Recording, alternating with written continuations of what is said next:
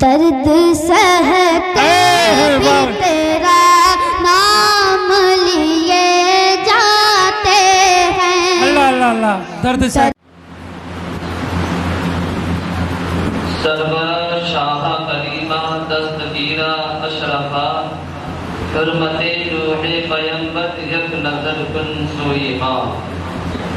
کرم کی رحم کی امداد کی ہے آس اجمل کو. کرم کی رحم کی امداد کی ہے آس اجمل کو. خدا سے مصطفیٰ سے غوث سے احمد رضا خان سے. نماز جمعہ کے لیے تشریف لانے والے باوقار معزز محترم مکرم سامعین حضرات، میرے بزرگوں، نوجوان ساتھیوں، پیارے بچوں، السلام علیکم ورحمۃ اللہ وبرکاتہ. رمضان مبارک کا چوتھا جمعہ جس کو ہم جمعۃ الوداع کے نام سے یاد کرتے ہیں، وہی چوتھا جمعہ کی سعادت ہے اللہ تبارک و تعالی نے ہمیں میسر کی، ہمیں نصیب کی. اللہ رب العزت اس دن کو ہمارے لیے مبارک بنائے. اب یہ جو مہینہ برکتوں رحمتوں والا مہینہ ہے، اس کے گزرنے کے بعد میں پہلے ہی دن، یعنی ایک مہینے کے ایک دن جو شوال کا مہینہ آنے والا ہے رمضان کے بعد میں، اس کا ایک دن ایسا ہوتا ہے وہ خوشی کا ہوتا ہے، وہ عید کا دن ہوتا ہے. لیکن اس دن کے آنے کی اتنی خوشی نہیں ہونی چاہیے کہ جتنی رمضان کی جانے کا غم ہونا چاہیے. کیوں کہ اس میں ایک دن عید ہے، اور وہ بھی اس کے لیے ہے جس کے روزے اللہ تبارک و تعالی نے قبول کر لی، یا جس کی نماز اللہ رب العزت نے قبول کر لی. ورنہ عید نہیں، اس کے لیے وہ وعید کا دن ہے. اور روزہ دار کے لیے، مسلمان کے لیے رمضان کا ہر دن عید کا دن ہے. صبح سے لے کر شام تک عید، اور پھر رات میں بھی اگر سوتا رہے، دن میں بھی سوتا رہے تو وہ عبادت میں لکھا جاتا ہے. اس سے بڑی عید کیا ہو سکتی ہے. آئیے کچھ عرض و معروض کرنے سے پہلے ہم اور آپ مل کر انتہائی محبت و عقیدت کے ساتھ حضور تاجدار مدینہ سرور قلب و سینہ احمد مجتبی محمد رسول اللہ صلی اللہ علیہ وسلم کی بارگاہ ناز میں اپنے ایمان کی روشنی کو بڑھانے کے لیے، اپنے دل کو چمکانے کے لیے ایک مرتبہ محبت و عقیدت کے ساتھ امت حضرت کی جانب دو لگا کر پڑھیے عقیدت و انتہائی کے ساتھ. اللہم صلی علی سیدنا و شفیعنا و حبیبنا و قریبنا مولانا محمد صلی اللہ علیہ وسلم. توجہ فرمائیں. شاعر کہتا ہے وہ کیا دیں گے یہ شاہ ہر دو سراپر چھوڑ دے. جمیل بھائی، وہ کیا دیں گے یہ شاہ ہر دو سراپر چھوڑ دے. تو غلام ان کا ہے فقط ان کی عطا پر چھوڑ دے. اور تو اپنی بخشش کے بارے میں سوچنے والا ہے کون. تو اپنی بخشش کے بارے میں سوچنے والا ہے کون. یہ مصطفیٰ کا کام ہے مصطفیٰ پر چھوڑ دے. یہ مصطفیٰ کا کام ہے مصطفیٰ پر چھوڑ دے. کیا ہے سنت کیا ہے بدعت یہ فیصلہ تو خود نہ کر. کیا ہے سنت کیا ہے بدعت یہ فیصلہ تو خود نہ کر. یہ کام بریلی کے امام احمد رضا پر چھوڑ دے. یہ کام بریلی کے امام احمد رضا پر چھوڑ دے۔ اللہ اکبر۔ بارگاہ رسالت میں اچھے رضا، پیارے رضا، ہم سب کے رضا، حقانیت کی جان، سنیت کی پہچان، احمد رضا خان فاضل بریلوی علیہ رحمت و رضوان قلم اٹھا کر اور حضور کی نعت اس طرح لکھتے ہیں: یا رسول اللہ، پھر کے گلی گلی تباہ، سب کی ٹھوکریں کھائے کیوں؟ پھر کے گلی گلی تباہ، سب کی ٹھوکریں کھائے کیوں؟ دل کو جو عقل دے خدا، تیری گلی سے جائے کیوں؟ کیوں؟ جان ہے عشق مصطفیٰ، روز خضوع کرے خدا، جس کو ہو درد کا مزہ، وہ نازے دوا اٹھائے کیوں؟ اور افتہ بروک اے گلی، عادتیں سب بگڑ گئی، میرے قریب پہلے ہی لقمہ در کھلائے کیوں؟ برادران ملت اسلامیہ، خطبہ مسنونہ کے بعد میں نے کلام پاک کی ایک آیت کریمہ کی تلاوت کرنے کا شرف حاصل کیا، جس میں اللہ رب العزت ارشاد فرماتا ہے کہ وہ لوگ جو اپنے مالوں کو جمع کرتے ہیں، یعنی زکوٰۃ سے ریلیٹڈ جو کچھ باتیں کرنی ہیں اور اس کے مسائل تھوڑے سے بتانے ہیں، اور اس کے بعد میں صدقے کی چیز جو صدقے کے مسائل ہیں وہ بیان کیے جائیں گے۔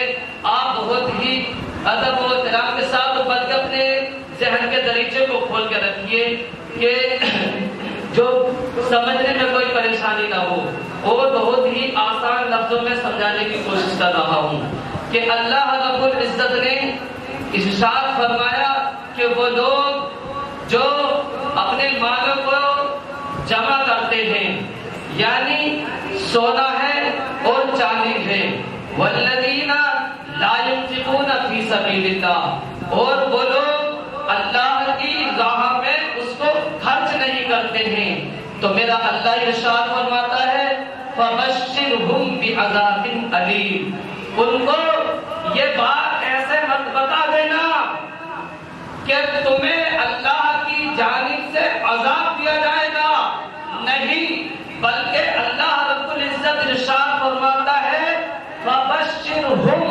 ان کو خوشخبری دو کس چیز کی؟ بعذاب علیم، دردناک عذاب کی۔ مولا یہ خوشخبری کیسی ہے؟ اس میں تو تکلیف ہی تکلیف ہے، غم ہی غم ہے، لیکن بتانا یہ ہے کہ دنیا میں رہ کر جو تو حدوں کو توڑتا رہا، دھوم دھڑاکے سے، دھڑلے سے، سینہ ٹھوک کر جب گناہ کرتا رہا تو اسی طرح اس کو عذاب دیا جائے گا۔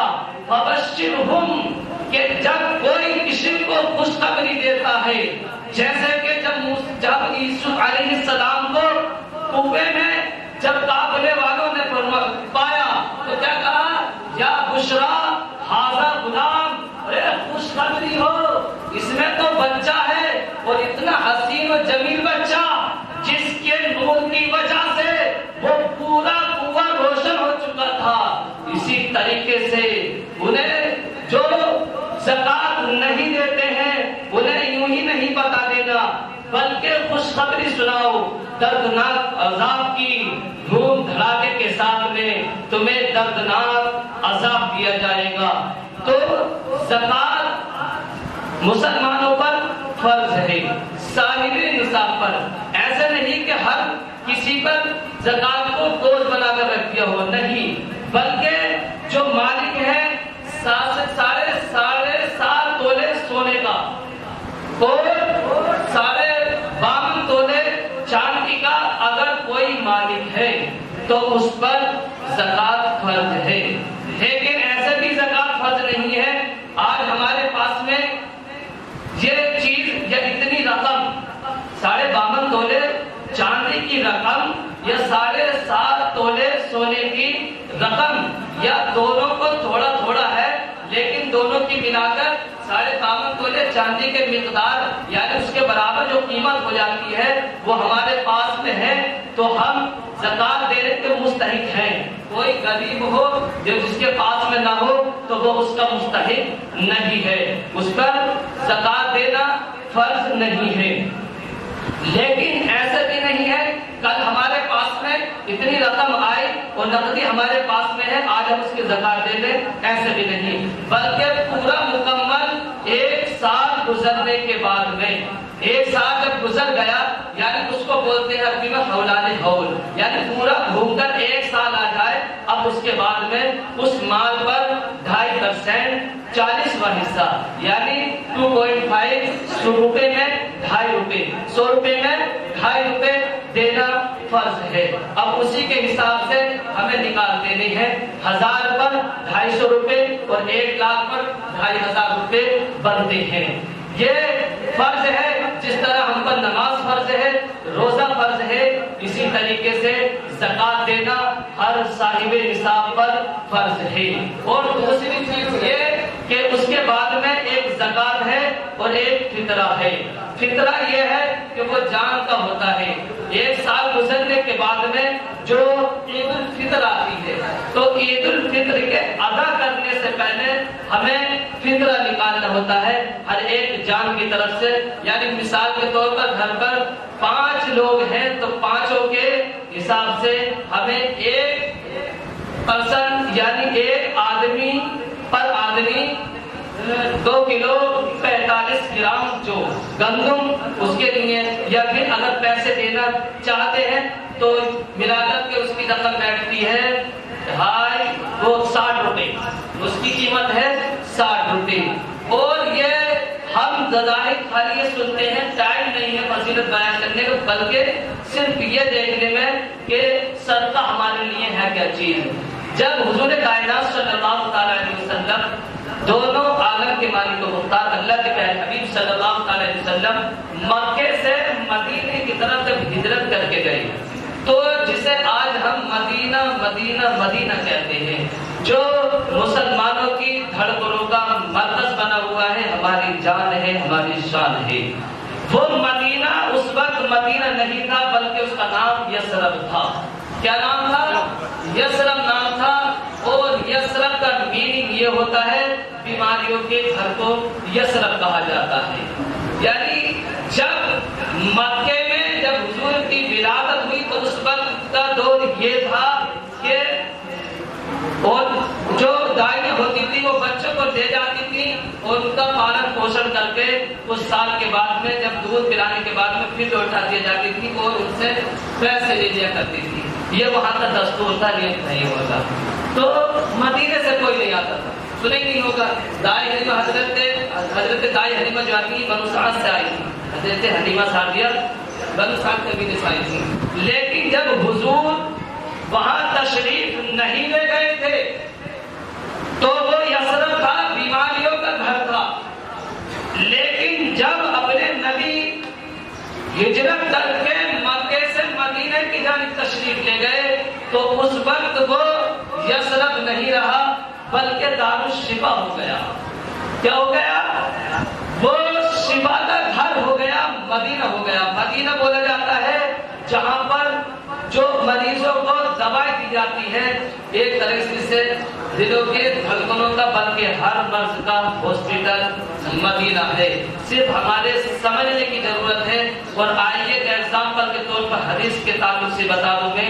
حدیث پاک میں آتا ہے کہ ایک وہاں پر حکیم تھا دیر، وہ مسلسل 3 سال تک گھومتا رہا. حضور کے جانے کے بعد میں آپ سراپر رحمت، آپ سراپر شفا تھے، لیکن اپنے پیارے صحابہ کو ارشاد فرماتے ہیں تم اپنے مریضوں کا علاج جو ہے وہ صدقے سے کرو.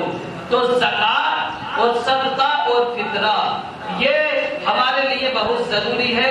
آج ہم جو ہے ادھر ادھر چیک اپ کرانے میں پیسہ بہت خرچ کر رہے ہیں، لیکن اگر ہم صحیح معنوں میں دیکھیں اور اپنا عقیدہ اسی چیز پر جما لیں تو انشاءاللہ تبارک و تعالی ہمیں اس چیز کا بینیفٹ، اس کا فائدہ ملنا حاصل ہو جائے گا. تو جو چیز بتائی جائے اس کو عمل میں بھی لانے کی کوشش کریں. اللہ تبارک و تعالی سب سے پہلے مجھے عمل کرنے کی توفیق عطا فرمائے. تو یہ تمہارا زکات کا پیسہ جو ہے ہے یہ مسجد میں نہیں رکھ سکتا ہے، یہ مدرسے میں جاتا ہے۔ اور اگر تم اپنے خوشی سے اپنے کسی مرحوم کی وجہ کی طرف سے، یعنی جیسے کہ ہم عید کے منتظر ہیں، اسی طریقے سے ہمارے جو بزرگ گزر چکے ہیں وہ بھی ہماری طرف آس لگائے ہوئے ہیں، ہم سے امیدیں جوڑے ہوئے ہیں، ہمیں اس کے لیے بھی کچھ کرنا چاہیے۔ تو کلام پاک پڑھے گئے ہیں، جو حضرات کلام پاک اپنے بزرگ کے اپنے والدین کی طرف سے جو بخشوانا چاہتے ہیں تو وہ اپنا نام لکھوا لے اور اسے بخش دیا جائے گا۔ جس کا پر چارج جو رکھا ہے وہ چیز مدرسے کو دی جائے گی، 300 روپے اس کا ہدیہ ہے، وہ آپ کو کلیئر بتایا جاتا ہے۔ جو پڑھے گئے ہیں قرآن شریف تو ہمیں اپنے لیے بھی کرنا ہے، اور جو ہمارے بڑے بوڑھے گزر چکے ہیں، جن کے باپ اس دنیا سے گزر چکے ہیں، اور کسی کی والدہ اس دنیا سے جا چکی ہیں، ہمارے دادا ہیں، ہمارے آبا و اجداد ہیں، تو ہمیں ان کے لیے بھی کچھ تحفہ بھیجنا چاہیے، قرآن کی صورت میں، درود شریف کی صورت میں، اور سبحان اللہ اور تسبیح تحلیل کرتے ہوئے۔ اللہ تبارک و تعالیٰ کی بارگاہ میں دعا ہے اس جمعے کو ہمارے لیے مغفرت کا جمعہ بنائے، اور ہمیں عمل کی دنیا میں پکا سچا مسلمان بنائے، اور ہم سب کے اس دور میں ایمان و عقیدے کی حفاظت فرمائے۔ پیارے آقا صلی اللہ تعالی علیہ وسلم کی سنتوں پہ عمل کرنے کی توفیق عطا فرمائے۔ وآخر دعوانا الحمدللہ رب العالمین۔ ایک مرتبہ سب کلمہ طیبہ کا ذکر کر لیجیے، حق لا الہ الا اللہ محمد رسول اللہ صلی اللہ علیہ وسلم۔ اور کل یہاں پر مسجد میں